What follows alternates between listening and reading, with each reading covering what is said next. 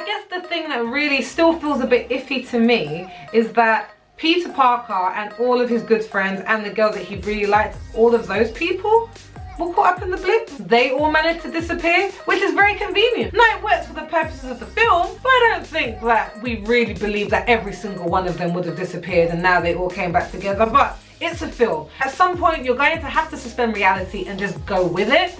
But I like that it attempted to give us an answer and an explanation to some of those questions that we all had.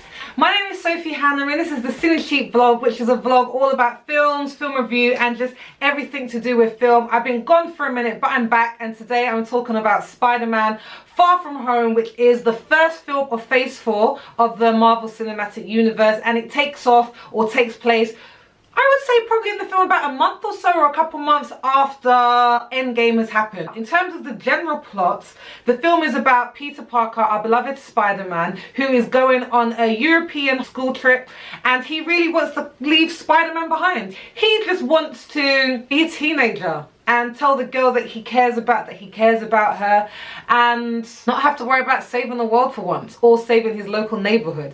But that's not really going to happen. There is a villain, trouble ensues, and he has to decide whether he's going to step up and look after the world in a way that he's never had to before, because people like, in fact, before I say that, just know you should not be watching this if you haven't seen Avengers Endgame. But I will be talking about things that happen in this film as a result of what happened in Avengers Endgame. I cannot be any more clearer. Now that was a side note, so back to the main plot.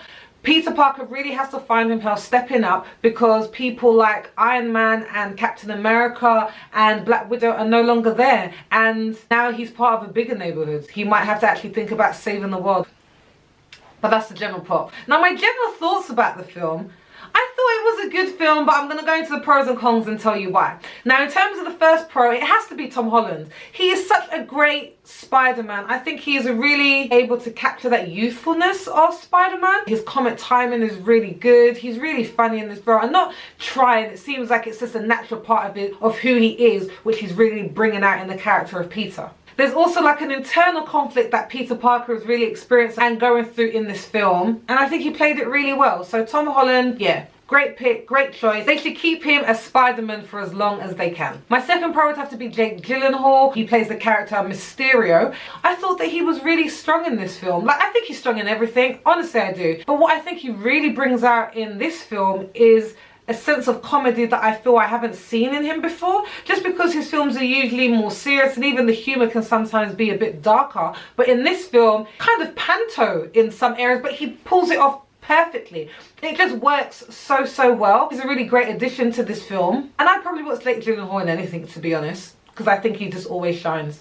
I also have to mention Zendaya, who's playing MJ, Mary Jane, which is, I guess, the iconic love interest for Spider-Man. I really loved Zendaya in the first film. I think she had this witty, dark humor about her. She was really socially engaged about different things that were going on in the world. But in this film, we see like a different side to her. Perhaps a bit of a softer side, a bit of a warmer side, and we see much more vulnerableness, if that's a word, as she kind of opens up to Peter, and I think she just played it really lovely. I also have to mention the rest of the school cast in this film. I think they have such a great chemistry together. I think you can see that they got along really well, and I think that really makes the film more enjoyable to watch. Now another thing that I liked about this film was the plot. Now the fact that I'm mentioning the plot, I guess, so low down in the pros, I don't know, it probably says something, but I think for me the plot got really good in the second half of the film. Really answered a lot of questions that I had about the snap, which was like the colloquial name given by fans to, you know, Thanos snap his fingers and getting rid of half of the universe. In Spider-Man Far From Home, they call it the blip, and one of the major questions that people had was that people have disappeared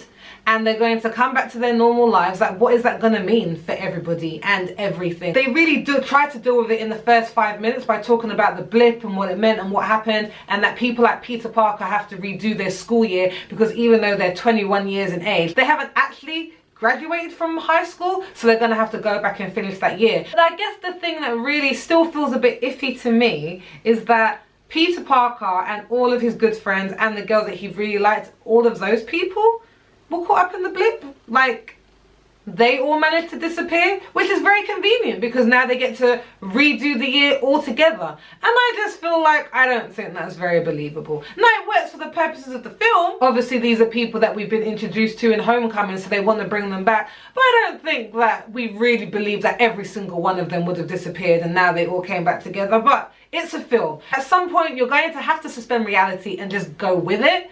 But I like that it attempted to give us an answer and an explanation to some of those questions that we all had. And I think that we're going to be dealing with the results of the snap or the blip for a long time to come in the MCU, because I think it's such great story fodder to kind of focus on, because there's just so many angles for you to go at with it. In terms of the cons, I would have to start with the first half of the film.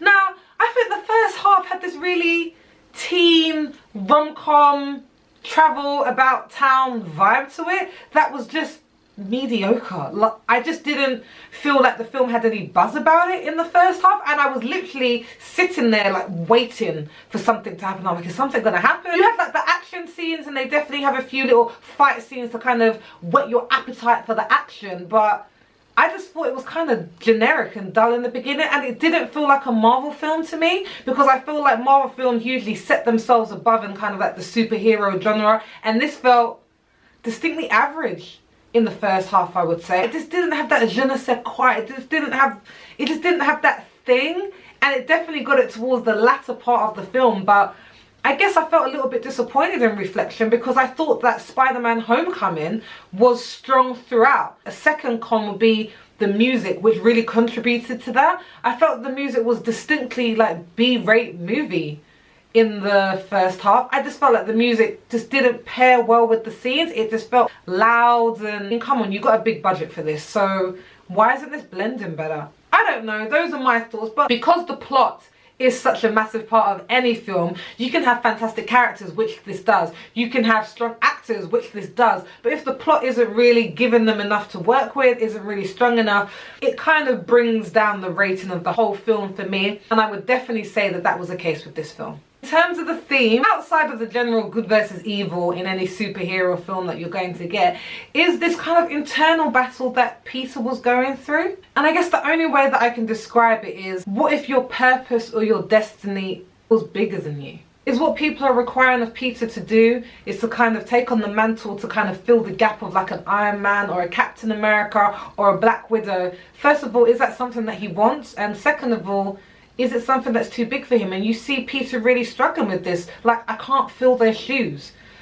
Like, they are superheroes. I'm just like the guy who lives in Queens, like down the road from my friends, and I still want to pursue the girl that I want to pursue, and I want to help out, but I don't know if I want to like dedicate my entire life at this moment to being a superhero. And I really love that internal struggle, because I think people can go through that as well, just thinking like, do I want to sacrifice where I am now or what I'm doing now for the bigger picture? Is the bigger picture worth it? Do I have it in me to be what other people say that I can be?